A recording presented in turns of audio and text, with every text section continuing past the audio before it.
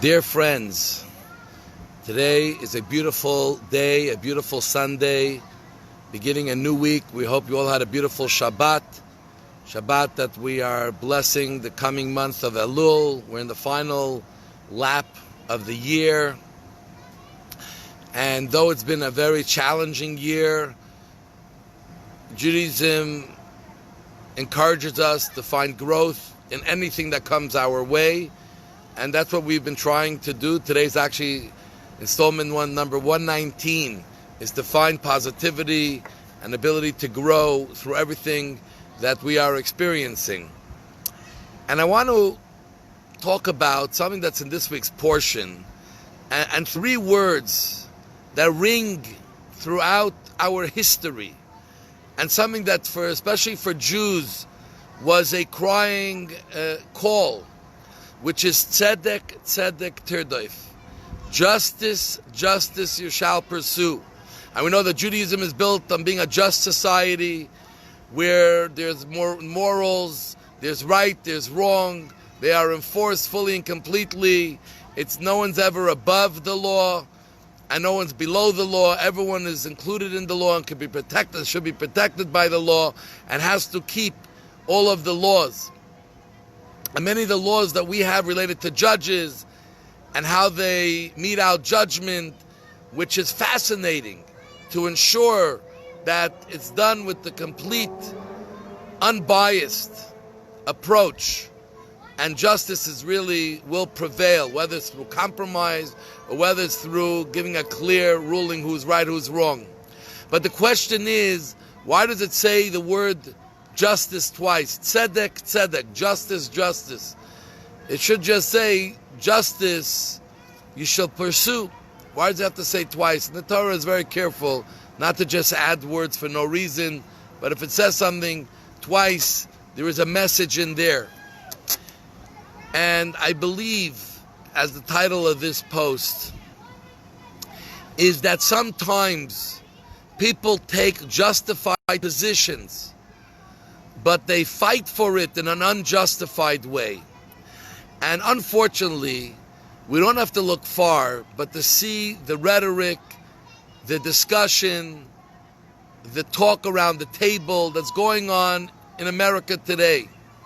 And it's not only in America. I'm in Canada, and I see it in Canada as well, though it's more emphasized in America. Maybe it's more clearly seen.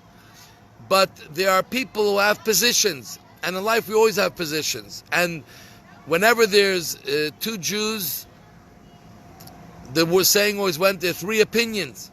So obviously, the idea of having different opinions and people having different positions on issues is not a new thing. It's actually something that's celebrated, that we as human beings can think on our own. And we're able to see things differently. And yet, though we see things differently, we're able to live with each other.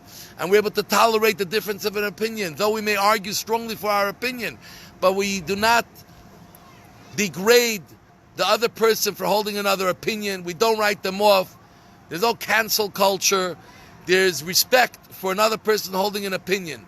Now, obviously, we're not talking about people whose opinion is that they want to kill everybody. These are clearly delineated in the Torah, how you deal with people who are a danger to society, a real danger, not an imaginary danger, a real danger, someone who wants to kill someone or steal from someone. That's a different story. I'm talking now about opinions, about who you feel is taking the positions as a politician or as a leader or as a group. And what we're seeing in America is the intolerance that there exists from one side to the other who has a different opinion. Whether it is in politics, whether those who love Trump or those who do not like Trump. But yet, the rhetoric is not just, I disagree with him, and next time we're up for the vote, I'm going to make sure he's voted out, and I'm going to get all my friends to vote. But we're talking about people who are all of a sudden becoming totally intolerant, and the other opinion is evil incarnate.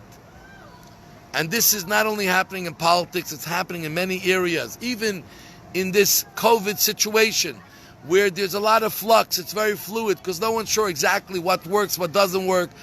There are countries that are going one way, countries going another way, totally extreme opposite directions.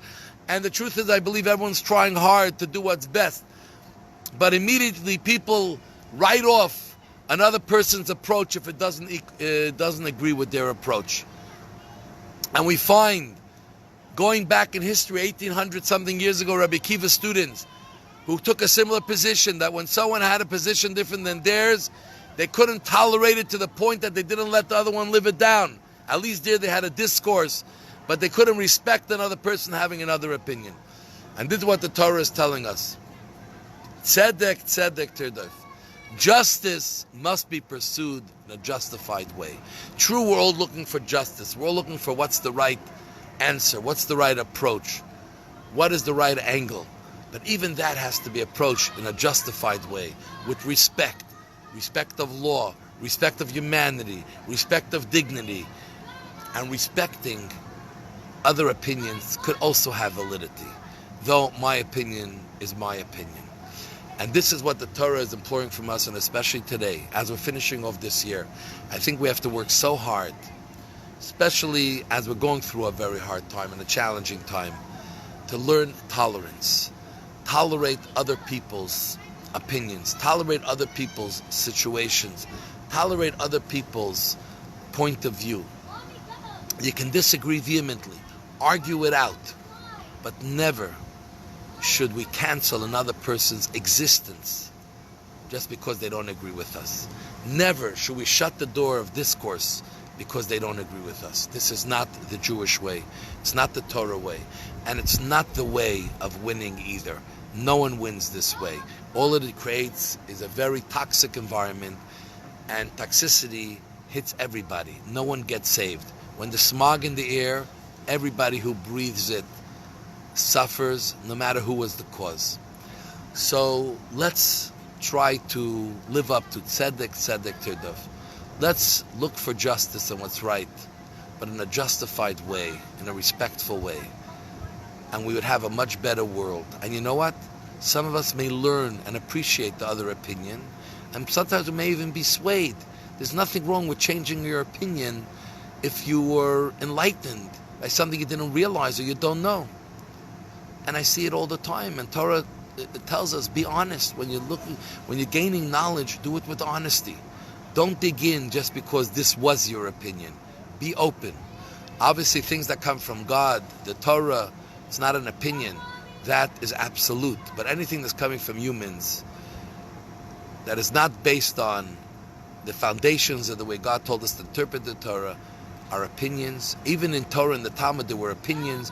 Beis Shammai, Beis Hillel, the houses of Shammai and Hillel argued in every turn and every corner. They argued, but their respect to each other was incredible, because though they had different opinions, they still respected each other's scholarliness, seriousness, and commitment to trying to understand what the Torah is trying to say. Tzedek, tzedek tirdof. God bless you. We should all be examples of justice, justice. You shall pursue justice in a justified way. Have a great day. God bless you.